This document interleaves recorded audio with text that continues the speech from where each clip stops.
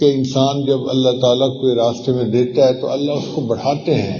نبی علیہ الصلوۃ والسلام نے قسم کھا کر فرمایا کہ انسان کا مال وَنَقَصَتْ صَدَقَةٌ مِّن مَّالٍ، کہ جو انسان اللہ کے راستے میں صدقہ کرتا ہے اس کا مال کبھی کم ہو ہی نہیں سکتا۔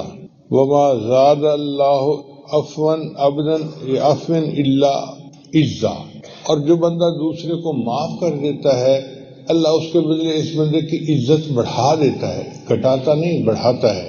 اور جو اللہ کے لیے تواضع اختیار کرتا ہے اللہ اس کو بلند فرما دیتا ہے۔ اس سے نبی اسلام فرمایا کرتے تھے انفق بلالا ولا تخش من ذی العرش اقلالا، بلال خرچ کرو اور عرش والے کی طرف سے کمی کا ڈر نہ کرو، اللہ اور دے گا۔ انفق یہ لفظ ہے نفق سے بنا، نفق کہتے ہیں سرنگ کو۔ آپ نے دیکھا ہوگا سرنگ میں ایک طرف سے بندے داخل ہوتے ہیں اور دوسری طرف سے نکل جاتے ہیں، تو نفق کا لفظ اس لیے استعمال کیا کہ ایک ہاتھ سے بندہ دے گا اللہ اس کو دوسرے ہاتھ سے عطا فرما دیں گے۔ اللہ تعالیٰ قرآن مجید میں ارشاد فرماتے ہیں ان المصدقین والمصدقات واقرضوا اللہ قرضا حسنا۔ سبحان اللہ، اللہ تعالیٰ نے جس کو مال دیا یہ اللہ نے دیا، انسان کا نہیں ہے، اللہ نے دیا ہے۔ اور اللہ کی شان دیکھیں کہ جو مال اللہ نے خود عطا کیا اس میں سے اگر کوئی دین کے لیے خرچ کرتا ہے اللہ فرماتے ہیں یہ تو مجھے قرض حسنہ دے رہے ہو۔ واہ میرے مالک تیری شان بڑی ہے، دیا بھی آپ نے، اور کوئی اگر آپ کے راستے میں دیتا ہے تو آپ سے قرض حسنہ فرماتے ہیں۔ اللہ فرماتے ہیں یضاعف لہم، اللہ تعالیٰ اس کو کئی گنا زیادہ بڑھا دیتا ہے، وَلَهُمْ أَجْرٌ کریم، اور ان کے لیے بڑی عزت والا ثواب ہے۔ اب یہ قرآن عظیم شان کے الفاظ ہیں کہ جو اللہ کے راستے میں صدقہ کرتا ہے اللہ اس کو کئی گنا زیادہ بڑھا دیتا ہے۔ ایک جگہ اللہ تعالیٰ ارشاد فرماتے ہیں وَمَا أَنفَقْتُم مِّن شَيْءٍ فَهُوَ يُخْلِفُهُ، کہ جو چیز تم اللہ کے راستے میں خرچ کرتے ہو اس چیز کے پیچھے تمہیں ملتا ہے، یعنی تم خرچ کرتے ہو تو اللہ تمہیں ضرور دیتا ہے۔ یہ پکی بات ہے، اس میں کوئی شک والی بات ہے ہی نہیں، یہ قرآن ہے۔ اور ہم دنیا میں آخر اگر مال کو جمع کریں گے تو کیا کر دیں گے؟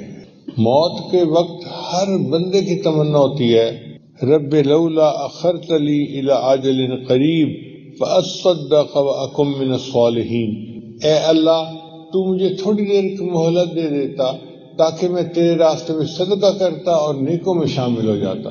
تو موت کے وقت جو ہم یہ تمنا کریں گے کہ اے اللہ ہم اپنے سارے مال کو صدقہ کر دیتے تو جیتے جاگتے کیوں نہیں ہم صدقہ کرتے؟ یہ صدقہ جو ہے نا یہ نفع بخش تجارت ہے۔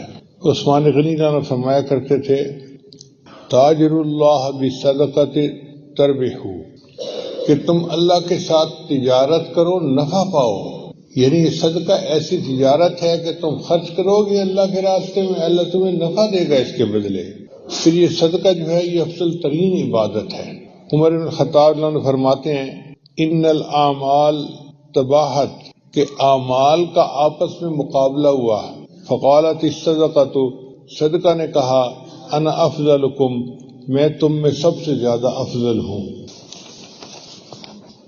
پھر یہ صدقہ جو ہے بیماریوں سے شفا کا باعث بنتا ہے۔ نبی سامنے ارشاد فرمایا داؤ مرضاکم بالصدقۃ، تم اپنے مریضوں کا صدقہ کے ذریعے علاج کرو۔ ہمارے طبی جماعت کے ایک امیر تھے، ان کا نام تھا فیدین محمد صاحب، بہت پرانی بات ہے، میں اس وقت سرمت کی عمر کا بچہ تھا اور حکیم صاحب ہوتے تھے تو ان کے پاس میں عربی پڑھنے کے لیے جایا کرتا تھا۔ تو کئی دفعہ میں بیٹھا ہوتا تھا تو آتے بھائی دین محمد صاحب، شاید یہی نام میں نے بتایا، اور آ کے نا وہ حکیم صاحب کو کچھ 100 روپیہ 200 روپیہ پکڑا کے چلے جاتے۔ تو میں بڑا حیران ہوتا، میں نے ایک دن پوچھ لیا استاد جی یہ آپ کو آ کے پیسے کیوں دیتا ہے؟ کہنے لگے کہ اس کو بخار ہے یہ بیمار ہے تو یہ دوائی نہیں کھاتا، یہ آ کے پیسے مجھے دے دیتا ہے کہ حکیم صاحب آپ کے پاس کوئی غریب بندہ آئے گا تو ان پیسوں سے اس کو دوائی دے دینا، اس کے بدلے اللہ مجھے شفا دے دیں گے۔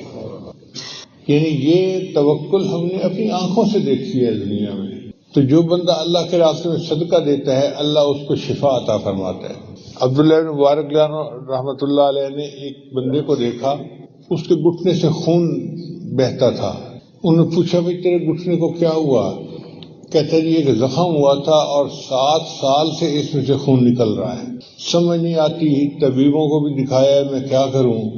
کہنے لگے دیکھو، جس جگہ پر لوگوں کو پانی نصیب نہیں، کنواں کھدوا دو، کنویں کا پانی جاری ہوگا، اس کے بدلے تمہارا خون بہنا بند ہو جائے گا۔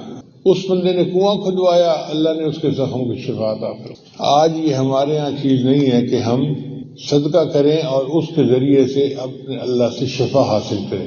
بھئی شفا دوائیوں میں نہیں ہے، شفا دینے والا اللہ ہے، وہ شافی ہے۔ پھر صدقہ انسان کے مال کو پاکیزہ کر دیتا ہے۔ نبی صاحب نے فرمایا اے تاجرو، تم تجارت کرتے ہو تو اس میں سچ اور جھوٹ شامل ہو جاتا ہے، یعنی کچھ ایسی بات کر دی جو ضرورت سے زیادہ تھی تو جھوٹ ہو گیا، اور گاہک بنانے کے لیے کوئی نہ کوئی بات تو کرنی پڑتی ہے تاجروں کو۔ تو فرمایا کہ اب یہ جو میل ہے نا، اس میل کو صدقہ کے ذریعے صاف کر لیا کرو۔ پھر دوسری بات کہ صدقہ انسان کے دل کو گناہوں سے پاک کر دیتا ہے، یعنی مال بھی پاک ہو گیا اور انسان کا دل بھی صاف ہو گیا، اس سے انسان کو تزکیہ بھی حاصل ہو جاتا ہے۔ اللہ تعالیٰ اپنے حبیب صلی اللہ علیہ وسلم کو قرآن مجید میں ارشاد فرماتے ہیں، اے میرے محبوب صلی اللہ علیہ وسلم، خذ من اموالہم صدقۃ تطہرہم وتزکیہم بہا، ان سے صدقات وصول فرمائیے تاکہ ان کے دل پاک ہوں اور ان کا مال صاف ہو جائے۔ وصلی علیہم، اور میرے محبوب ان کے لیے دعا کیجیے، ان صلاتک سکن لہم، آپ کی دعا ان کو سکون پہنچائے گی۔ الحمدللہ میں نے اپنی زندگی میں لاکھوں دفعہ تجربہ کیا ہے، کوئی بندہ اللہ کے راستے میں جب خرچ کرتا ہے نا، مسجد میں، مدرسہ میں، طلباء کے لیے، کسی کام کے لیے، میں ضرور اس کے لیے دعا کرتا ہوں، کیونکہ مجھے پتہ ہے کہ میں تو اس قابل نہیں ہوں، مگر اللہ کا قرآن سچا ہے۔ جب اللہ کہتے ہیں کہ دعا کرو ان کے دل کو سکون ملے گا، تو پھر ہم دعا میں کمی کیوں کریں؟ پھر ان کا نام لے کے دعا کرنا ہم اپنا حق سمجھتے ہیں اور اللہ تعالیٰ قبول فرماتا ہے۔ پھر صدقہ عمر میں اضافے کا باعث ہے، جو بندہ صدقہ کرتا ہے اللہ اس کو نیکیوں والی اور عافیت والی لمبی زندگی عطا فرماتے ہیں۔ نبی صاحب نے فرمایا ان صدقۃ المسلم تزید فی العمر، کہ مسلم بندے کا صدقہ دینا اس کی عمر میں زیادتی کا باعث ہوتا ہے۔ پھر صدقہ انسان کے گناہوں کو مٹا دیتا ہے۔ نبی صاحب نے فرمایا الصوم جنہ، روزہ ڈھال ہے، والصدقۃ تطفئ الخطیئۃ کما یطفئ الماء النار، اور جس طرح پانی آگ کو بجھا دیتا ہے، اس طرح صدقہ انسان کے گناہوں کو مٹا دیتا ہے۔ کہ صدقہ مصیبتوں کو ٹالتا ہے۔ حدیث مبارکہ میں نبی صاحب نے فرمایا الصدقۃ تسد 70 بابا من السوء، طبرانی شریف کی روایت ہے کہ صدقہ برائی بدبختی کے 70 دروازوں کو بند کر دیتا ہے، یعنی 70 مصیبتیں جو بندے کے اوپر آنی تھیں، صدقہ سے اللہ ان مصیبتوں کو دور کر دیتا ہے۔ پھر ایک بہت بڑا انعام کہ صدقہ انسان کو بری موت سے بچاتا ہے۔ نبی صلی اللہ علیہ وسلم نے فرمایا ان الصدقۃ لتطفئ غضب الرب وتدفئ میتۃ السوء، کہ اللہ تعالیٰ کے غضب کو دور کرتا ہے اور بری موت سے بندے کو بچاتا ہے۔ اب کس بندے کی تمنا نہیں کہ ہم بری موت سے بچ جائیں؟ ہر بندے کی تمنا ہوتی ہے۔ اس تمنا کو حاصل کرنے کا بہترین طریقہ اللہ کے راستے میں خرچ کرنا، اور یہ بھی ہے کہ ضروری نہیں کہ ہر بندہ لاکھوں روپے خرچ کرے گا۔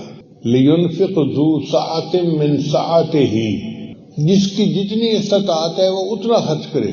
1 روپیہ خرچ کرنا بھی صدقہ ہے اور 1 لاکھ روپیہ خرچ کرنا بھی صدقہ ہے، مگر نیت ٹھیک اچھی ہوگی تو اللہ اس کو بھی قبول کر لیں گے۔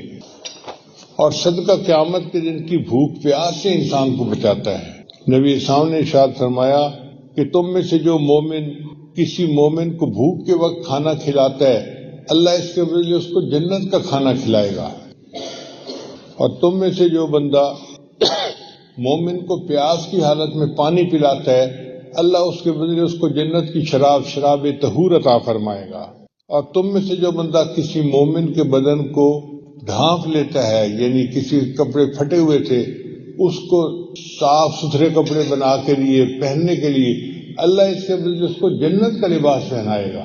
کتنا سستا سودا ہے کہ ہم اللہ کے راستے میں خرچ کریں اور اللہ اس کے بدلے ہمیں قیامت دن کی بھوک پیاس سے محفوظ فرمائیں۔ نبی صاحب نے ارشاد فرمایا قیامت کے دن 7 بندے ہوں گے جو عرش کے سائے میں ہوں گے، اس دن عرش کے سوا کوئی دوسرا سایہ نہیں ہوگا۔ اب وہ 7 بندے کون ہوں گے؟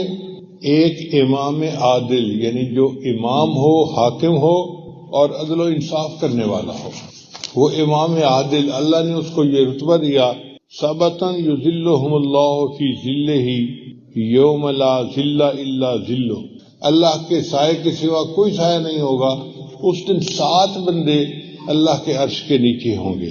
الامام العادل، ایک وہ بندہ جو حاکم ہو اور عدل و انصاف کرنے والا ہو۔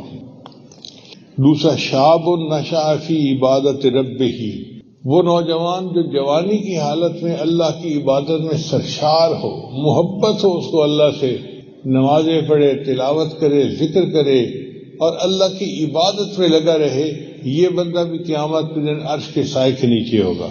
وَرَجُلٌ قَلْبُهُ مُعَلَّقٌ فِي الْمَسَاجِدِ، اور وہ نوجوان، وہ بندہ جس کا دل مسجد کے اندر اٹکا ہوا ہوگا۔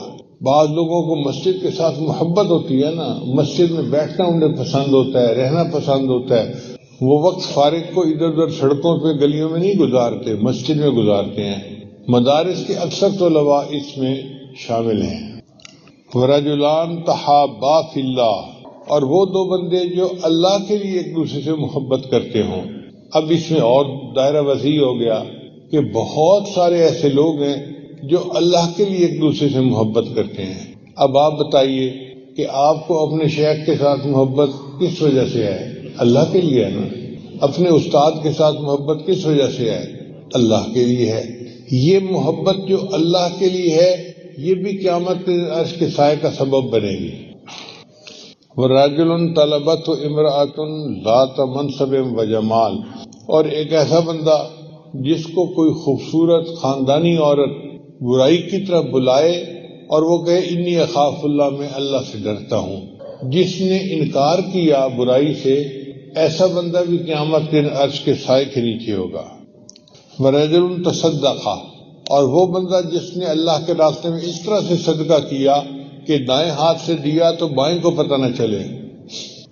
یہ نہیں کہ اگر خرچ کیا ہے تو اب محفلوں میں بیٹھ کے بتائے میں نے جی یہاں اتنا خرچ کیا، یہاں اتنا خرچ کیا، اگر انہوں نے واہ واہ کر دی تو صدقے سے عذاب گیا۔ لا تبطلوا صدقاتکم بالمن والاذى، تو جو اللہ کے راستے میں صدقہ کرے اس طرح کہ کسی کو پتہ ہی نہ چلنے دے۔ وَرَجُلٌ ذَكَرَ اللَّهَ خَالِيًا فَفَاضَتْ عَيْنَاهُ، اور وہ بندہ جو اللہ کا ذکر کرے تنہائی میں بیٹھ کے اور اللہ کے ذکر کرنے سے اس کی آنکھوں میں آنسو آ جائیں اللہ کی محبت میں، ایسا بندہ، یہ 7 بندے بنتے ہیں۔ اللہ فرماتے ہیں کہ یہ 7 بندے قیامت کے دن اللہ کے عرش کے سائے کے نیچے ہوں گے۔ نبی صاحب ارشاد فرماتے ہیں تُذِلُّ صَاحِبَهَا يَوْمَ الْقِيَامَةِ، قیامت کے دن بندہ اپنے صدقے کے برابر سائے کے نیچے ہوگا۔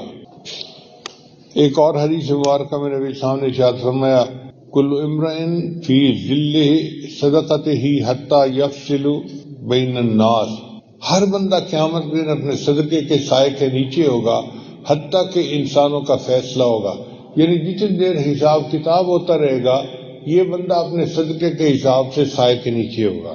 پھر صدقہ انسان کے لیے جہنم کی آگ سے آڑ ہے۔ میمونہ فرماتی ہیں رضی اللہ تعالیٰ عنہ کہ نبی اسلام سے پوچھا گیا افتنا عن الصدقۃ، اے اللہ کے وسلم ہمیں صدقہ کے بارے میں کچھ فرمائیں۔ فقال، نبی اسلام نے ارشاد فرمایا انہا حاجب من النار، یہ صدقہ جہنم کی آگ سے آڑ ہے۔ پھر صدقہ 3 بندوں کے لیے اجر کا باعث ہے۔ مثلا ایک عورت نے اپنے گھر سے کسی سائل کو روٹی دی تو ایک تو اس عورت کو ثواب ملے گا جس نے اللہ کے راستے میں سائل کو روٹی دی، ایک اس کے خاوند کو ثواب ملے گا جس نے پیسہ کمایا، اور تیسرا جس مرد نے یا جس بچے نے وہ روٹی عورت سے لے کر فقیر تک پہنچائی، اللہ اس کو بھی ثواب عطا فرمائے گا۔ کتنی عجیب بات ہے، صدقہ کرنے پر اللہ تعالیٰ 3 بندوں کی مغفرت فرماتے ہیں۔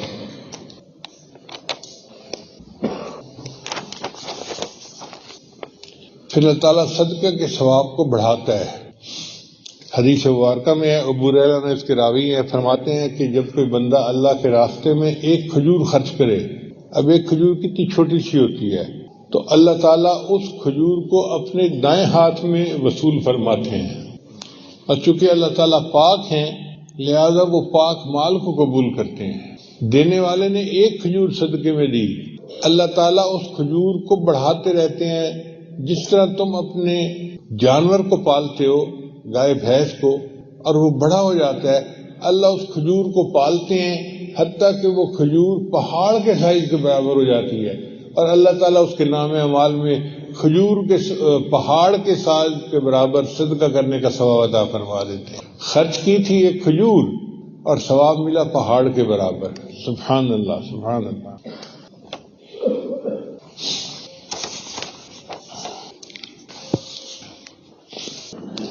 ابو ہریرہ نے روایت کرتے ہیں کہ نبی اسلام نے ارشاد فرمایا کہ ایک آدمی نے بادلوں میں سے آواز سنی کہ فلاں کے باغ کو جا کے پانی دے دو۔ میں اپنی طرف سے بات کر رہا ہوں کہ عبد الرحمن کے باغ کو پانی دے دو۔ وہ بڑا حیران ہوا، کون عبد الرحمن، اور بادل سے آواز آ رہی ہے۔ تو بادل ایک طرف چلا تو وہ اس بادل کے پیچھے چل پڑا۔ کیا دیکھتا ہے کہ ایک جگہ پر بادل برسا اور پانی جو تھا وہ پہاڑوں کے اندر سے جیسے نالیوں میں بہتا ہوا چلتا ہے، تو وہ پانی کے پیچھے چلا کہ یہ پانی جا کہاں رہا ہے۔ جب آگے گیا تو اس نے دیکھا ایک بندے کا باغ تھا یا کھیتی تھی، اور اس میں وہ پانی لگا رہا تھا۔ اس نے پوچھا تیرا کیا نام ہے؟ اس نے وہی نام بتایا جو بادل سے اس نے سنا تھا۔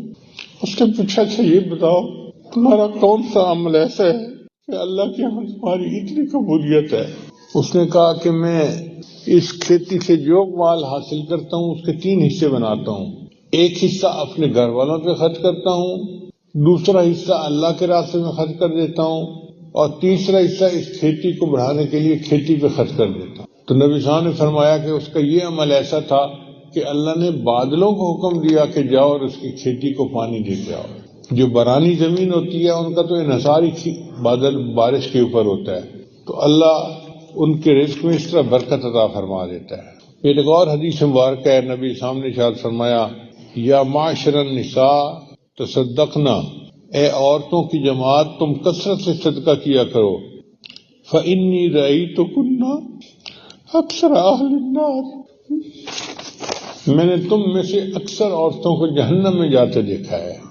قلنا، انہوں نے آگے سے پوچھا وَبِمَ یا رسول اللہ، اے اللہ کے رسول ایسا کیوں ہے؟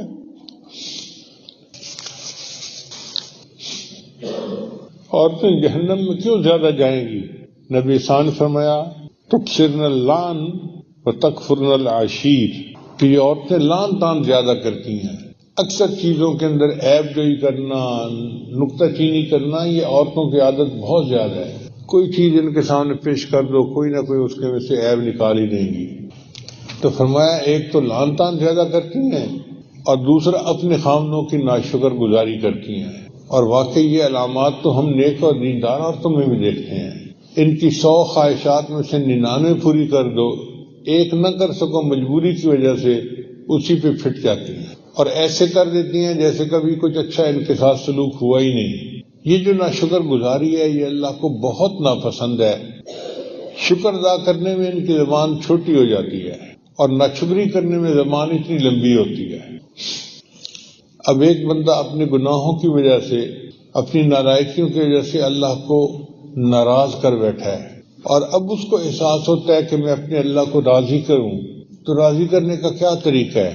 نبی علیہ السلام نے ہمیں یہ بھی بتا دیا۔